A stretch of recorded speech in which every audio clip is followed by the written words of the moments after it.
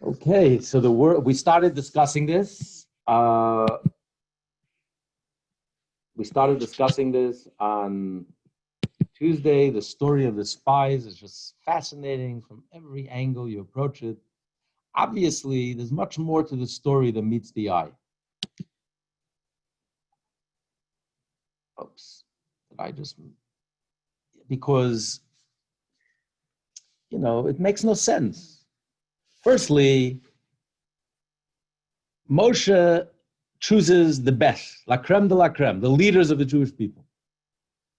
And then the Torah says he changed Hoshea's name, his disciple Hosea, to Yeshua. Why? Because, as Rashi says, it was a prayer. Hashem should protect you. Well, if they're spies and they're no good, why are you sending them in the first place? Why didn't you nip it in the bud? What was Moshe thinking? So firstly, it wasn't his initiative. It wasn't Hashem's initiative. The initiative came from the Jewish people. Moshe agreed. He ran it by Hashem. Hashem says, well, I don't think it's a good idea, but if you want to, go ahead. That itself raised red flags. That we discussed on Tuesday at great length. But if Moshe suspected the spies, why didn't he nip it in the bud right then and there? And he makes a special prayer for Yeshua. And then the spies come back 40 days later with this report that it's impossible. We can't do this. We're going to fail. And they convinced the Jewish people. You've just witnessed the greatest miracles in world history on a global scale. One after the other, succession after the other, the 10 plagues and the splitting of the sea and the receiving of the Torah. All of a sudden, you doubt that Hashem promises you, he's going to take it. It's called the promised land. He promised you that this is going to happen. All of a sudden, they have doubts in Hashem. How could they even convince the Jewish people? And what was the punishment of the Jewish people? They stayed in the desert for another 39 years. If that's a punishment, where do I sign up?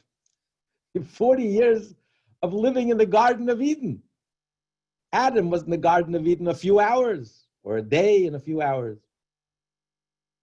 The Jewish people were literally, their existence, they were in the Garden of Eden. Manna from heaven, water from a stone, surrounded by the clouds of glory. Moshe is there with them, teaching them Torah for 40 years. They're retired, they're on vacation, they're with Hashem, they see the pillar of light every night, they see the cloud every day. I mean, this is punishment?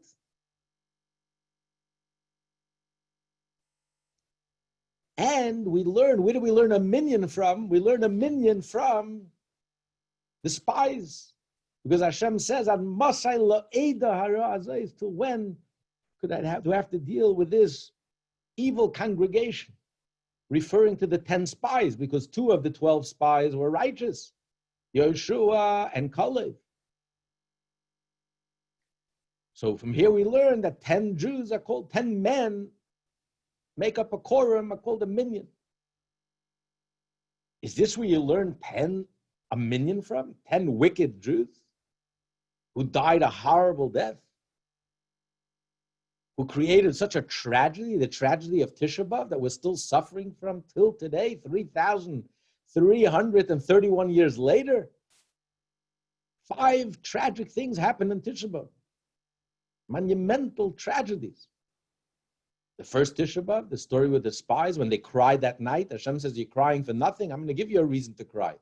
And he decreed they're going to all die in the desert. All the men in the ages of 20 and 60 died when they turned 60. No one collected Social Security in the desert. At the age of 60, they all died out, except the women. And then, of course, the first temple was destroyed. The second temple was destroyed. The revolt of Bar Kokhba, Rabbi Akiva announced as Mashiach. And he came so close to bringing Mashiach. And instead, the whole thing turned into a disaster, into a failure, a tragic failure, which we're reeling from until today. Till today, we don't get married during these days. The days of mourning, tragedy. Every time you eat a meal, you wash. The fourth blessing was added after the story of the revolt, the failed revolt, Bar Kokhba.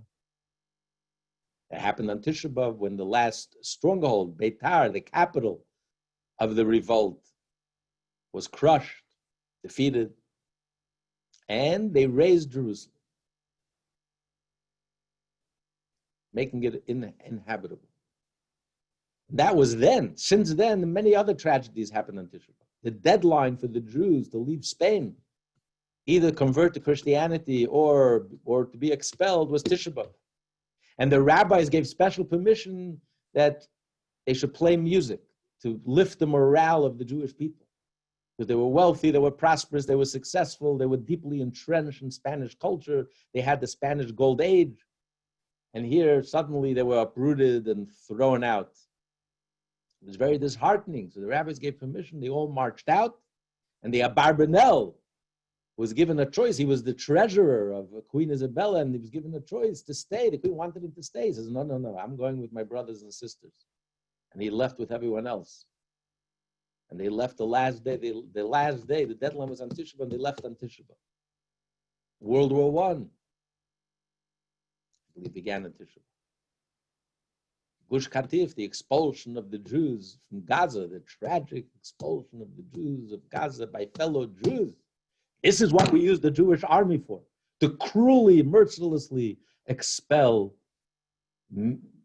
Jewish men, women, and children, uprooted their livelihoods, destroyed their livelihoods, uprooted them from their grave, destroyed synagogues. And we created a Hamastan right at our backyard. Israel already had 3 wars. Disastrous results. No nation on earth in history of the annals of human history ever surrendered its own territory, its own land, and to its Nazi enemies. This all was supposed to be on Tisha B'Av. When Sharon realized how tragic it sounds, that this expulsion is going to take place on Tisha B'Av, he pushed it off for a day, but he got it right the first time. This is the darkest tragedy. It's one thing when our enemies slap us in the face, punch us in the face. When your fellow Jew punches you in the face, the sting is from shame. How Jews can fall so low, could reach such a darkness, such blackness, to destroy your fellow Jew like that. And endanger the lives of millions of Jews, which ever since they left, it's been one tragedy after the next. This all happened on Tisha B'Av.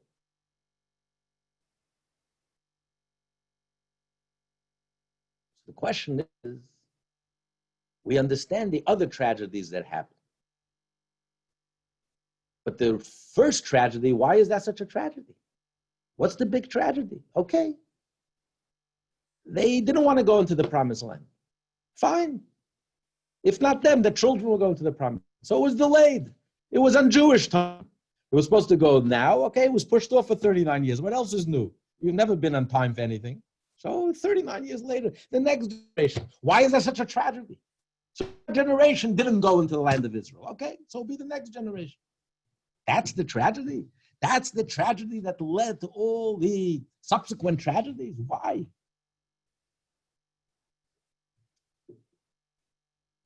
So without Hasidus, the whole story makes no sense. Beginning, middle, and end. The literal story, the simple story, doesn't begin to add up. But when you get to the soul of the Torah, the core and the essence of the Torah, the crown jewels of the Torah, the deepest depth of the Torah, now suddenly everything makes sense. Everything falls into place. The sin of the spies was that they were very spiritual. These are the peers of Moshe Rabbeinu. You have to remember that from their sins, the Torah was written. From our mitzvot, no one is writing any Torah. We're dealing here with giants, the ones who saw God at Mount Sinai. These are the ones who all the miracles and wonders happened to. They were giants, spiritual giants. And because they were so spiritual, That is why they refused to go into the promised land. Because they were living a miraculous existence. That's what they wanted. They wanted to continue this miraculous, spiritual, sublime existence. Why go get into the nitty-gritty? You have to go into the farms and you settle the land and you become a nation on earth. You have to conquer the land and you have to settle it and you have to operate in a natural way. They wanted to be totally immersed in Torah. Why work for a living? I don't want to work for a living. I don't want to deal with the challenges and the stress of life, of engaging in the mundane and the material. To be Jewish, to thrive as a Jew, I need this pristine, beautiful bubble, this beautiful setting.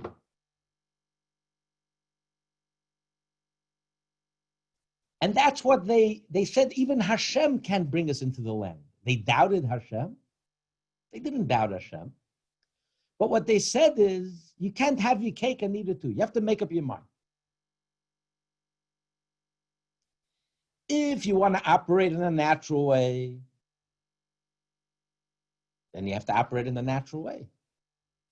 If you want to operate on a miraculous dimension, of course, anything is possible. We've seen that. We've witnessed it. We're living it. God could do anything. But you can't have a paradox. You can't operate in a natural setting and at the same time expect miracles to happen. And that's why when Moshe is very careful in his language. Look at the Torah. Moshe said, I'm sending out, he doesn't call them spies. He says, I'm calling them lasur esaretz. There's a difference between a lasur and a meragel in Hebrew.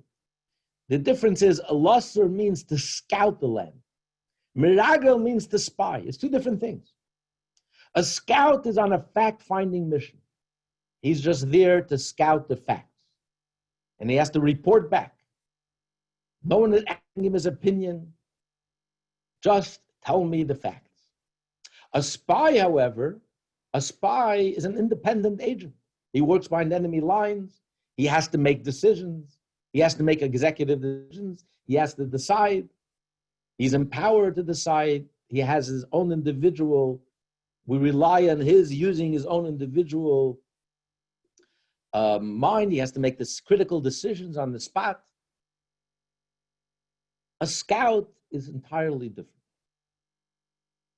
Moshe agreed to send scouts. Since we're about to conquer the promised land, and we have to start operating in a natural way, so this is the way to do it successfully. You have to scout the land. You have to know the lay of the land. You have to know the strengths of the enemy, the weaknesses of the enemy, the vulnerable points of the enemy. Moshe was very thrilled. He was very excited. This is the way to go about it. But then he detected that the spies looked at themselves as spies, not as scouts. Moshe prayed for Yoshua, Hashem should protect you from the advice of the spies. Because Moshe didn't send spies, he sent scouts. But he sensed that the other spies, in their own eyes, they looked at themselves as spies. They thought to themselves, we have to operate in a natural way. Moshe is sending the la creme de la creme, the brightest, the most brilliant, the smartest, the most capable, the most talented within the Jewish people, the leaders of the Jewish people. So he's choosing us for our brains. We have to use our brains. We have to use our minds. We have to assess the situation. So when they went, they weren't just scouting. In their mind, they were assessing. They were evaluating. They were deciding. And their argument was, you can't have it both ways. You want us to have blind faith, just trust in Hashem. Fine. We have no problem with that. We know that Hashem could do anything. We've witnessed it. We are living it every day of our lives in the desert. But now we're transitioning to a whole different approach in life. Now we have to operate in a natural way. And that's why we're sending scouts. If it's all miraculous, you don't need to send scouts either. So if you're sending scouts, and now we're starting to operate in a natural way, well, if you're operating in a natural way, then it has to make sense to us. We have to assess. We have to evaluate. We don't just accept things blindly. And when they saw the giants and they saw the miraculous, unnatural nature of Israel, they said, wait a minute, we can't do this. Even God can't do this. You can't have it both ways. God could do anything, but if you want to operate in a natural way, it's impossible. And that's why they came back, and that was their report to the Jewish people. And therefore, what was the punishment? The Jewish people got exactly what they wanted. You want to stay in the desert? You want to lead a spiritual life? Hashem says, sure, go right ahead. They led a blissful life, 40 years in Gan Eden, in the Garden of Eden. This is a punishment. This is the greatest thing. Sign me up. Where do you get such an offer? And yet it was a punishment. Why was it a punishment? Because yes, you are experiencing all the spiritual bliss. You're in heaven. But you did not fulfill Hashem's wish, Hashem's desire. This is not what Hashem wants. Hashem wants you to enter into the promised land. And the reason why it's a tragedy for all future generations, because Hashem wanted and desired, his intent was that this generation should be the one to enter into the promise. This generation. And that never happened. Because God wanted these spiritual Jews, these spiritual giants, the peer of Moshe, the ones who received the Torah, who came face to face with God himself, who heard Hashem himself. God wanted them. They should go into the promised land. They should settle the land. They should become the farmers in the dungarees. They should go and settle and create a holy land, but a land that's holy, that's permeated with godliness and holiness. Hashem wanted that generation, the generation of the Torah, who received the Torah. Torah is called Torah's Chaim. It's a living Torah. It's a Torah of life. Hashem was so disappointed that they missed the whole point of the Torah. With all their brilliance and all their spirituality,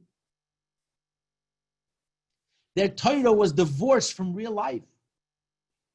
A Torah that's divorced from actual life, from real life, from your day-to-day life. There's no connection between your Torah. You're immersed in your Talmud, in your deep discussions, but you don't personalize it. You don't make any relation, any connection to real life, to real people, to your personal life. That's a dead Torah. That's not a living Torah. Torah has to be seamless. Torah has to inspire you, affect you, and teach you and guide you in every step of your life. You have to find the connection between every area in Torah, every halacha in Torah, everything you find in the Torah. You have to ultimately relate to it, connect with it, and realize that the Torah is speaking about you and it's speaking about your life. It's real. It elevates your life.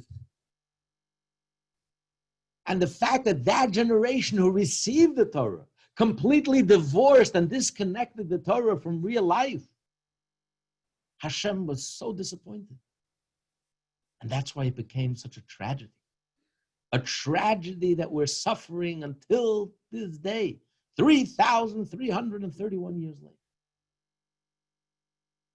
The fact that the children went in, the next generation, sorry, that wasn't what Hashem wanted. That was not the plan. Hashem's plan was not fulfilled until this very day.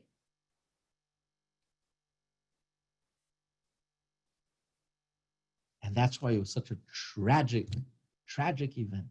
The first Tisha B'Av was tragic.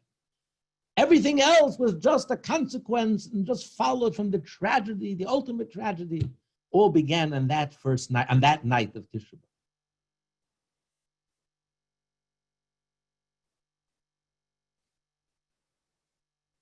But it all came about because they were very spiritual.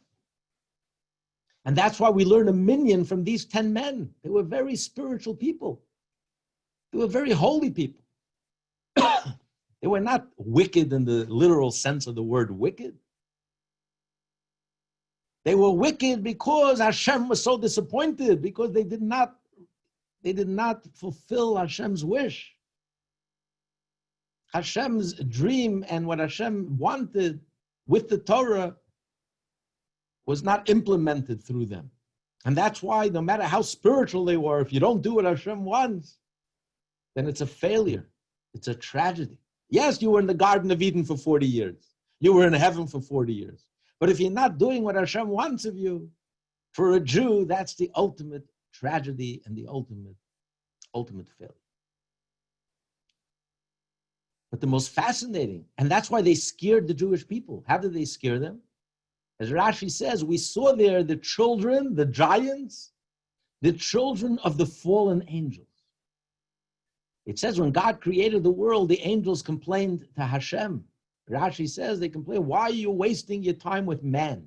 Man is so ridiculous. Man is so foolish. Man is so evil. If you have any doubts, just read the newspapers, what's going on in our dear country right this moment. It's hard to believe. You talk about what the angels were saying. You're wasting your time with man? Look how absurd, how petty, how cruel, what lies, what deception, what you're wasting your time with man? So what does Hashem respond to these angels? He says, I'm going to show you that man is superior to you. I'm going to send you here, I'm going to send you down here on earth, and let's see how you do. Let's see how it works out for you. And they're called the fallen angels. Hashem sent them to this world. They came in human form. They married, they had children. These are the giants. And they were corrupt, they became corrupt, and they corrupted the whole world. Which led to the flood, the generation of the flood, where the whole world had to be wiped out. But they, because they were angels and the children of angels, they survived the flood. And they existed, they were in Israel. When the spies went to Israel, they saw these giants. And they were terrified by them. And they brought them as an example. You see, we better stay in the desert. You see what happens when you're no longer sheltered? When you get out of the shtetl and you're no longer living in your bubble? Look what happened to the angels. The angels, the fallen angels, they became hopelessly corrupted. This is what's going to happen to us if we leave our bubble, if we leave the desert, this pristine environment, and we have to enter into the promised land. But the most powerful lesson of the whole story of the spies, the most fascinating part of the whole story was how wrong they were. Their evaluation, their brilliant evaluation was so off the mark. They were simply wrong. 40 years later, when Yoshua, after Moshe passes away and Yeshua is about to lead the Jewish people into the promised land, he also sends scouts. This time he sends Pinchas and Kalev, who was his colleague. And they scout Jericho, and Rachav Hazayna, Rachav the prostitute, who runs the brothel there, and she's the chief prostitute, she was so gorgeous. She saves their lives. And what does she tell them? That ever since God split the sea for the Jewish people, 40 years later, we're shaking in our boots. We're terrified of the Jewish people. We're afraid of the Jewish people. So here the spies came back with a report saying, we have to be terrified of them. When in truth, in reality, this was a year after they left Egypt. In truth, in reality, it's just the exact opposite. The Canaanites were in fear of the Jewish people. They were terrified. They saw what Hashem did for the Jewish people. They were in awe. So it was delusional. They were completely off the mark. They were wrong, as brilliant as they were. And they were brilliant. They were completely off the mark. Because you can ask, but wait a minute. Their argument seems to make sense. You can't have it both ways. You want to operate on a miraculous dimension level, fine, and everything is a miracle. Fine, blind faith, everything's a miracle. God could do anything. We have no problem with that. But you can't tell me that I'm operating in a natural way, and at the same time, it's all miraculous. But that was their mistake. As brilliant as they were, they missed the whole point. That was a complete error. Their mistake was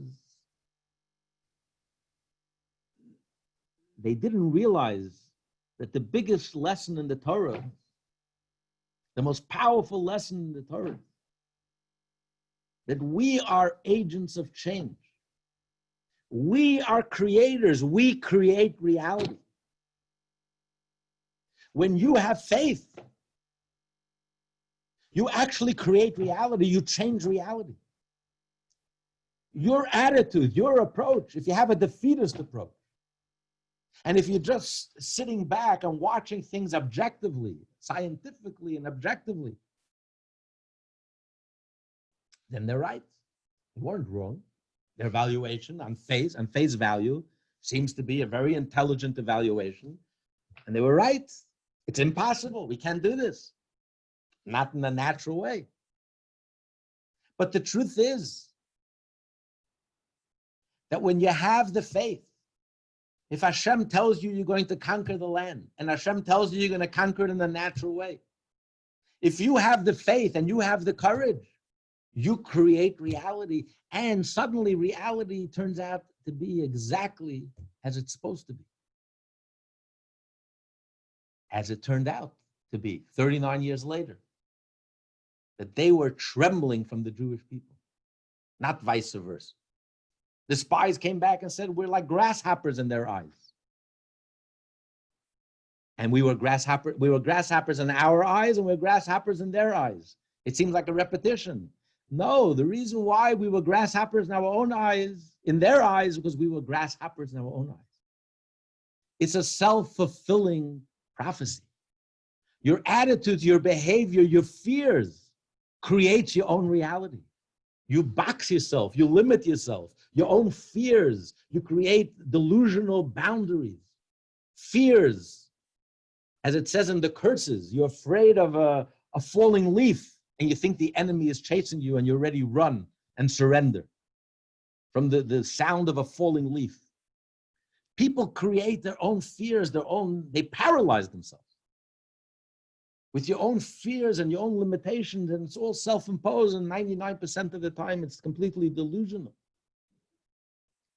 If you would have the confidence, and you would have the trust in Hashem, and the faith in Hashem, Hashem says you go forward, and it'll all work out. And miraculously, or not miraculously, what appears to be obstacles, suddenly the clouds dissipate and you realize there was never any obstacle. Or the obstacles. Because the whole world conspires to help a Jew fulfill Hashem's wish. The whole world is created by Hashem. Not only the heavens, not only the miraculous, but nature.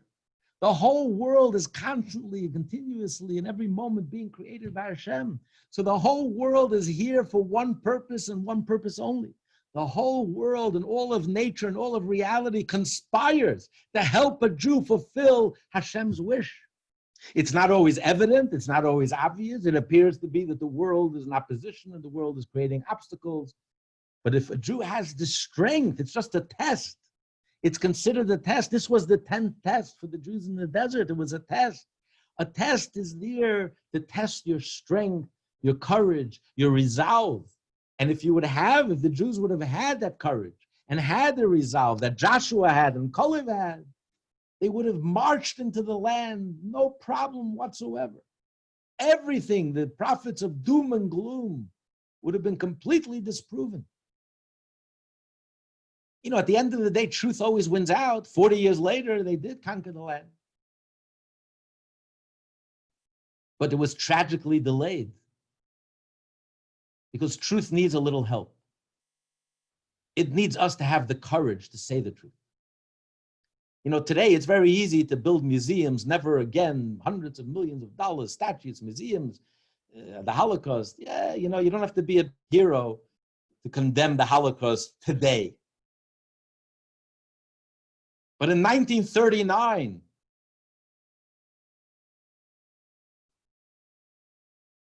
when Chamberlain declared peace in our days, and there was a lonely voice in the wilderness, Winston Churchill, who was crying from the rooftops. He says, we could stop this war. This war would never have happened if people had the courage right then and there to stand up to Hitler. They could have nipped it in the bud. But because all of the weaklings and the cowards and the fools and all the intellectually bankrupt who just wanted they wanted to avoid conflict at any cost, didn't have the courage, the moral courage to stand up to Hitler. Everyone was dancing in the streets, peace in our time, which led to the worst, close to 100 million deaths,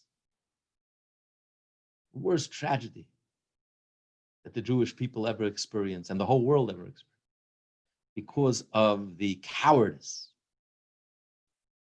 They were so wrong, they were so off the mark. Truth needs us to have the courage to say it. And when you have the courage to say it, you create reality. That's what the spies missed.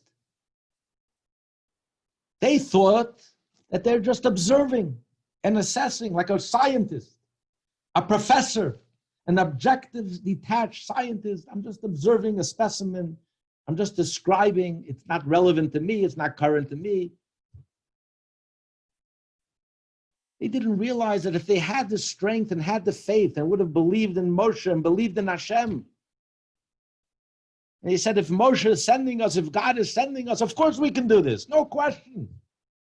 That courage in itself would have created that reality, and he would have realized that you could do it. Not just miraculously, even naturally. They were shaking in their boots. The Canaanites were terrified. 40 years later, they were terrified.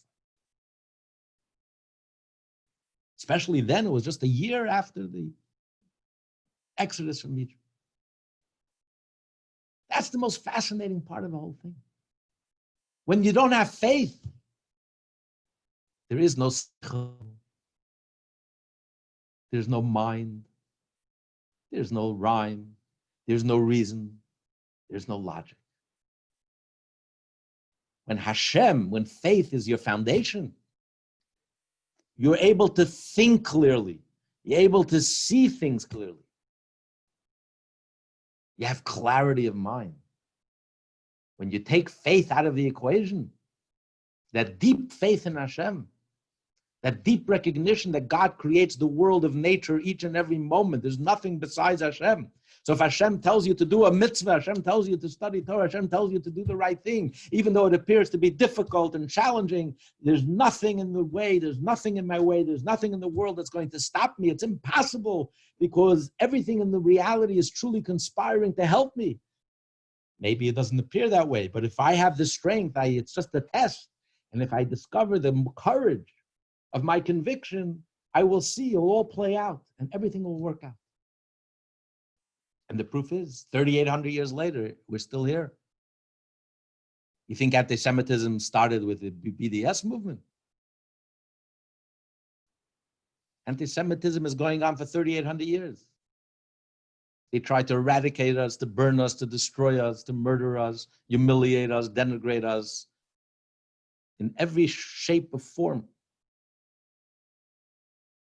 And yet, while they're all gone and long forgotten, we never left the front pages of history. Does that make sense naturally? How is this possible? A tiny nation, a small people, attacked, maligned, relentlessly, intensely, from every angle and every corner. And yet they're gone and we're here. It's the faith that carried us. The faith of our parents who had faith in Hashem, faith in His Torah, and it all worked out. We're here. That's the reality. That's the fact. That's the truth.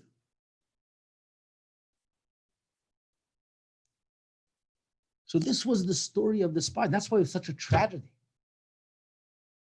That the leadership, the la creme of the Jewish people, didn't get it. Missed the whole point of Mount Sinai. Showed a lack of faith, didn't understand the interplay between faith and nature and intellect, miraculous and nature. They became a bunch of professors and scientists, detached.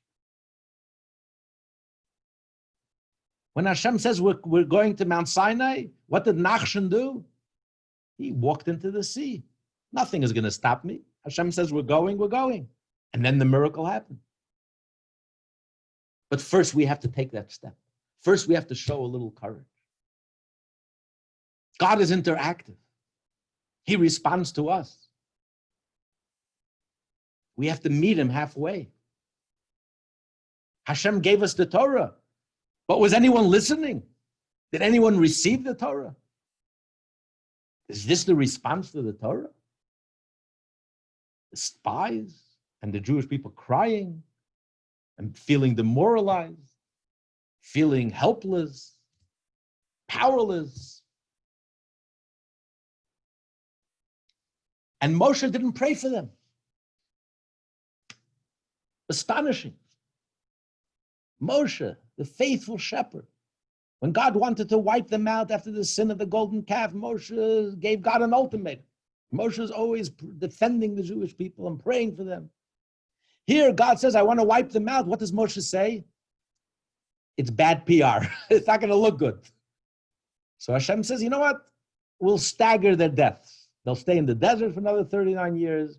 Every year, when they reach the age of 60, the men, when they reach the age of 60, they're all going to die. And Moshe says, okay. He doesn't even put up a fight, trying to salvage and save the Jewish people.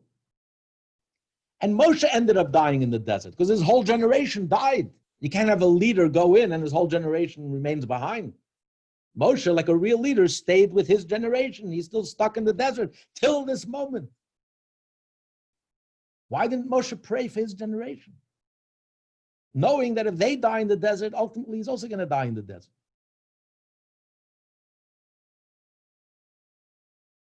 Because the spies weren't wrong. You're right. If you don't have the courage of your conviction, if you don't have that inner strength, then this is not for you. This project is not for you. You cannot go into the promised land. You don't have what it takes. You don't have leadership. To be a leader, you have to have courage. You have to have strength of character. You have to have faith. You have to forge reality, create reality. If you're just passive, if you approach life scientifically, objective, detached, as an observer, you can't be a Jew and be an observer. To be a Jew, you have to dive in with every fiber of your being and every bone in your body. Your faith, your trust in Hashem has to completely transform you, permeate your mind, how you look at life, how you perceive things, how you perceive life from God's point of view. You see the world differently. Had they perceived the world the way Hashem perceived the world, they would have seen and understood and perceived how Canaan was ready to crumble before them. They were trembling. They were in awe and in fear of the Jewish people. Of course they could conquer the land. There was nothing stopping them. But you create your own realities. You create your own delusions, your own fears, your own limitations. So Moshe says, I can't help you even if I wanted to. This is not a project for you, for your generation. You just can't do this.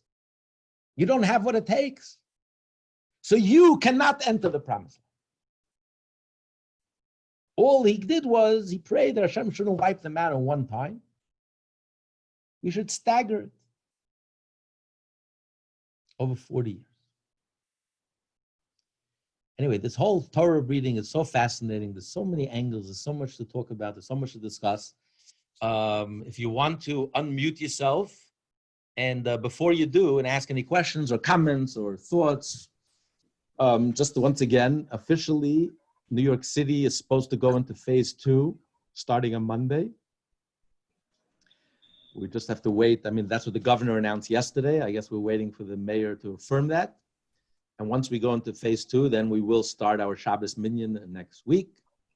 Obviously, anyone who's over 65 should speak to their doctor. It's okay for you to join us. Obviously, if you have fever or if you have any coughs, or you should stay home. There won't be a kiddush. We'll have sanitizers. We'll set up the shul in a way that we can have distancing. So we'll have to figure out how many people can come. We may have to sign up, so give everyone a chance to come, so we don't go over the amount of people. So we'll let you know in an email how this will all look. But I can't wait to be able to see you all in person, live, in the flesh. And this Thursday, coming Thursday, is, by the way, this Shabbos is Shabbos Mevarchim. It's the 28th day of Tzion, the day that the Rabbi and the Rebbitzin came to these shores 79 years ago. And the whole revolution that started as a result of that day, Koyach Tzion, that gave strength. And the Rebbe's yard site, the 26th yard site, hard to believe, the 26th yard site is this Wednesday night and Thursday. So next week, Thursday, we'll have a virtual Farbrengen, this time, 7:30. We'll have a virtual Farbrengen. Everyone will say, not a virtual L'chaim, you can say a real L'chaim. Everyone will be able to hold a L'chaim and say a L'chaim. We'll say L'chaim together. And we'll Farbreng, we'll sing, and we'll talk about the Rebbe. And Tuesday, this coming Tuesday, will be the Parshat class. We'll talk about Korach. Was he the world's first communist? Did he tried to unify everyone, but really led to the greatest division in the Jewish people and Jewish history. So that's another fascinating discussion. Korach, what he represented, where he went wrong. He was a holy person. He meant well, but it completely backfired. Why it backfired and why he was so wrong and so off. So looking forward to that. And so if anyone would like to unmute yourself, you have any comments, questions, thoughts, you don't have to agree with Thank you, Rabbi. Okay. Ayim, thank you. Thank you, Rabbi. You're welcome. Rabbi, I have to leave to do something, but Shabbat Shalom to everyone. Shabbat Shalom. Shabbat Shalom. Best Good night. regards, Thank you, Alex. Thank you so much. The Shabbat whole Shalom. mishpacha. Thank you. Thank you, Rabbi. Shabbat Shalom. Shabbat Shalom. Shabbat Shalom. Rabbi, it's Allison. No, I think that it's such a powerful parsha, and I was reading about it yesterday, and how meaningful to all of us with COVID, with the COVID, virus. And I remember when it started, everyone was so paralyzed, just to, just look at, look at the meaning of it, and everyone was so paralyzed. And thank God I didn't get sick or anything, but I kept saying, we can't let this paralyze us. We have to have faith, and and you can't just go willy-nilly, but yes, have faith, wear your mask, and take your vitamins, and try to build up, your body. But you have to be strong, and I see so many people. I understand if you have any sort of pre-existing, so I'm not at all saying not to be fearful. I don't want anyone to think I am, and I wear my mask and I wash my hands, but I walked around and people, one of my sisters said to me, "You're going to a supermarket, you're crazy. And I just kept saying, you can't be fearful. And just reading about this parsha, it's so meaningful. It's the biggest, it's a real big self-help. It's all about, self-help. You can't, what gets most people sick is fear. And it's so important. And I was just, in reading it, I said, wow, and of course we all get fearful. I get fearful. We all do. And personally, if I look back at my life and someone said, what would you change? I would say, all the times I was worried and fearful. I wish I didn't waste time being worried and fearful because somehow it all worked out, somehow. So, That's to beautiful. me, this parsha was just it's so meaningful. And as Jewish people, we have to have faith, and whether it's COVID or whatever else is going on in the world, and we have to be strong and stay with our convictions, take care of ourselves, and again, wash your hands, wear your mask, and hopefully, God willing, we'll have kiddushes one day. But Ali is a perfect example of what the spies didn't do. You just took the Torah, the story of the spies, and you related it and connected it to real life, to what you're experiencing. That's exactly how we're supposed to live with the Torah. Torah is life, not just a nice story that we pontificate about. We find the guidance in the Torah. The Torah inspires us, guides us, connects us, and elevates us, and challenges us, and helps us lead our personal life. And the perfect example is our ancestors. Our ancestors, when people were in poverty, the average family of a generation or two or three ago was 10 children. And people didn't, and they managed. They had real poverty. They managed, they had faith. It'll all work out. And, when you have faith, we are the wealthiest generation in world history, and everyone is so anxious, and I can't do it. It's too expensive. It's too much. I can't. It's too much responsibility. But that's exactly when you just live life and just live and just don't try to control everything, and don't try to, you have to take it on faith. If Hashem says it's good, it'll be okay. And that attitude is what is a key element in making it turn out that way. Right. When you worry, that creates problems.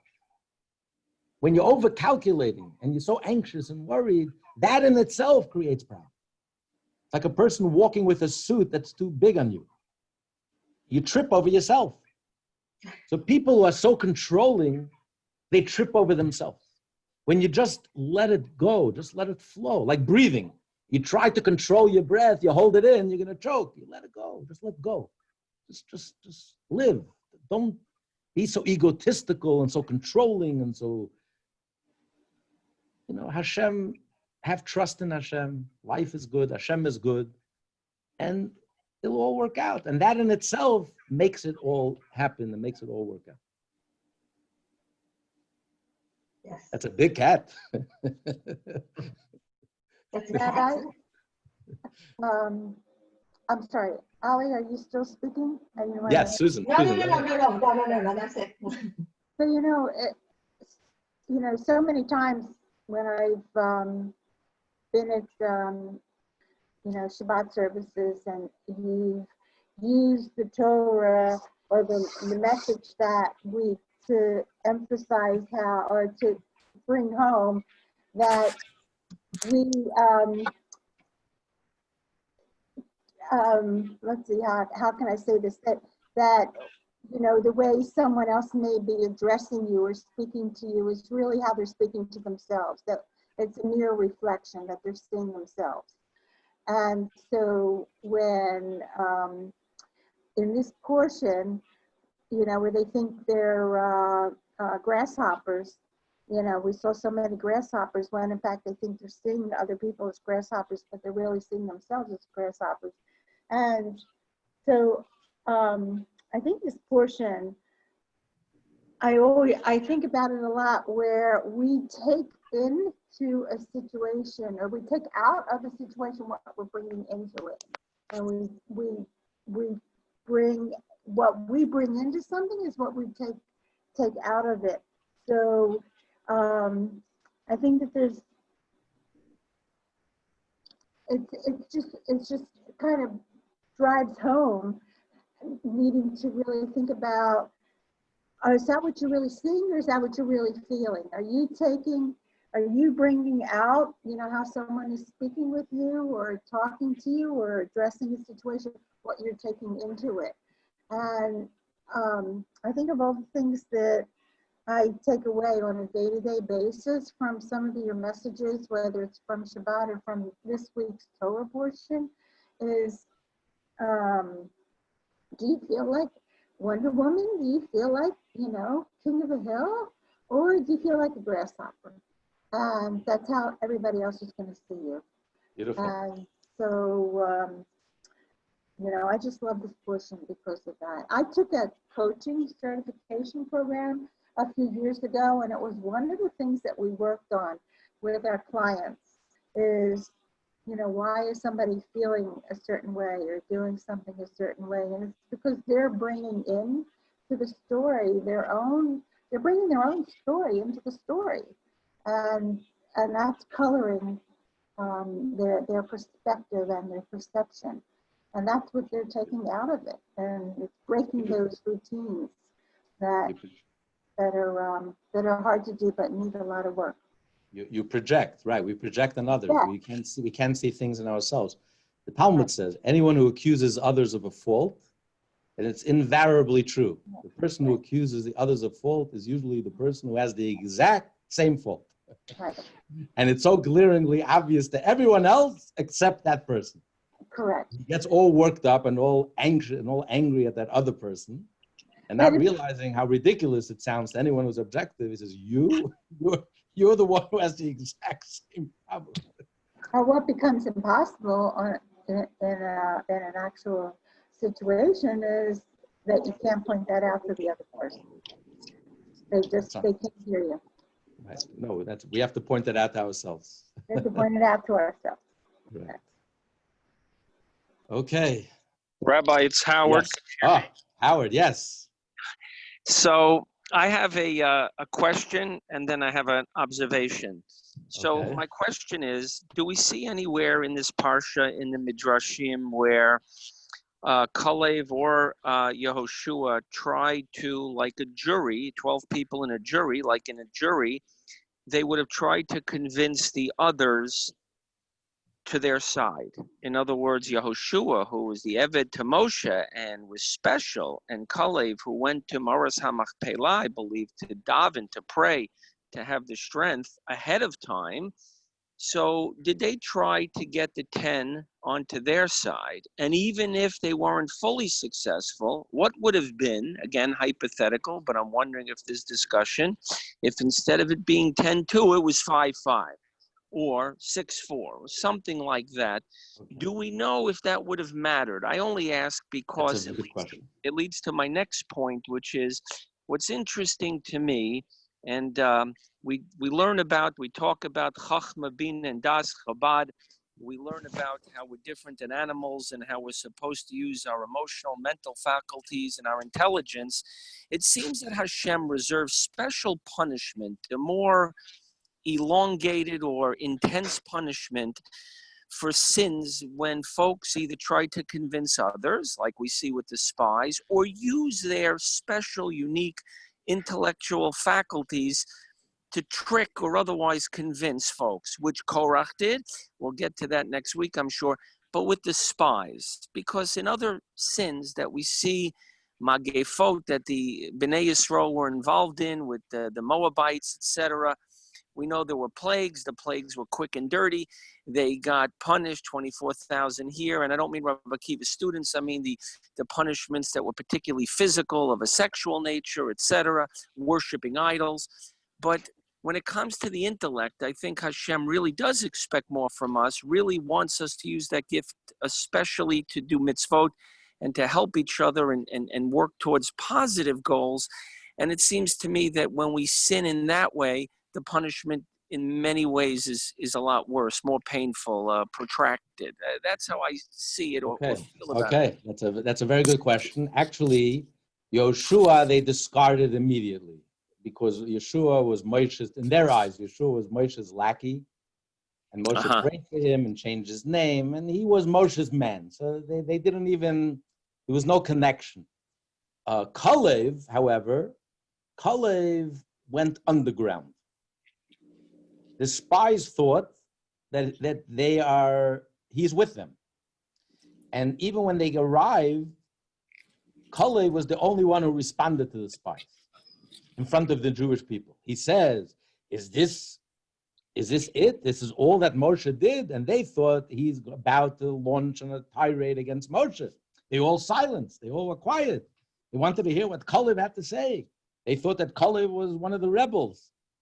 And then Kalev, when he had everyone's attention, he says, Moshe, he split the sea for us. He gave us the manna. If Moshe would tell us to go to heaven, to take ladders and go to heaven, of course we can do it. There's nothing stopping us. So he had to go underground, undercover. He felt if they would have known that he is against them, it would have, like this, he had a chance to address the Jewish people because they thought he's with them. So they all were quiet and they let him speak. And he gave a fiery defense of Moshe. But at the end, he was outvoted. And your other point is a very, very powerful point, because it's one thing if a person does something immoral. That means your emotions are corrupted, but your mind is not corrupted. You feel guilty. You know that what you're doing is wrong. You don't try to rationalize it. You don't try to justify it. You don't make it into a cause. Listen, I'm human. I'm weak. I don't have the strength. I wish I were able to do the right thing. I just can't. I'm enjoying life too much. Life is too tempting. Temptations are too powerful. But as long as your mind is not corrupted, the problem is when your mind becomes corrupted, that means the hard drive is corrupted. The hard drive is corrupted, it's all over.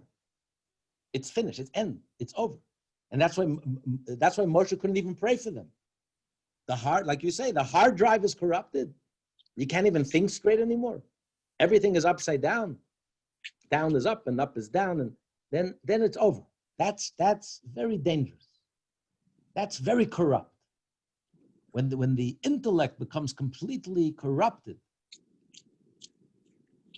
then there is no hope. If a person knows that he's doing something wrong, you can always do teshuvah.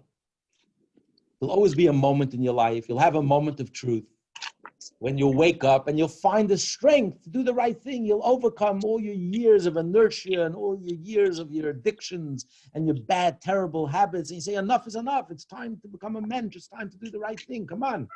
I'm not getting younger. It's time to wake up. But when the mind is corrupted, when the hard drive is corrupted, how can you do teshuvah? You don't even know which the way up is. You don't even know what the right way is anymore. Right is up and up is right is left and left is right and down is up and war is peace and peace is war. Once you warp and corrupt the mind, you can't even find your way home. You can't even find your way back. You don't even know what's you have no compass. You don't know where north is, where south is, where east, west, down is up. You know, when you biggest danger for pilots and also people who do deep sea diving, when you go deep down, you lose your perspective. You don't know which way is up and which way is down. And you think you're going up and around. Kennedy died because he flying his plane and he crashed, because that's the danger that can happen. When your hard drive is corrupted, when your compass is corrupted, you can't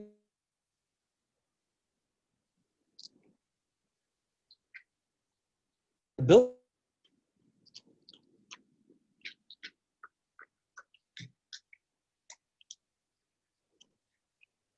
We're now. Oops. You find out there's no MS. You know, crime has doubled in New York City the last few weeks. We're going back to the Dinkins days. A Lubavitcher was on Atlantic Avenue. He was shot. His car was shot twice. He got in the way of bullets. His car was totaled. Miraculously, both bullets missed him. I haven't heard this in 20 years. Driving down Atlantic Avenue and bullets are flying. You can't even imagine what's going on out there. Because are running free. The hard drive has been corrupted. When the hard drive is corrupted, there's no emes, there's no honesty, there's no truth, there's no reality, there's no facts. That's a very, very dangerous moment. This corruption is very hard to fix. It's not an emotional corruption. It's an intellectual corruption, like you say. And that's scary. Because you don't have any frame of reference anymore. Same. We talk about truth. We talk about facts. We talk about reality. We talk about morality. We talk about ethics. We talk about Hashem. We talk about... They don't even know what you're talking about. This is the language of the jungle. It's all about power. There's no truth. There's no morality. There's no emes. There's nothing. That's a very, very scary moment. But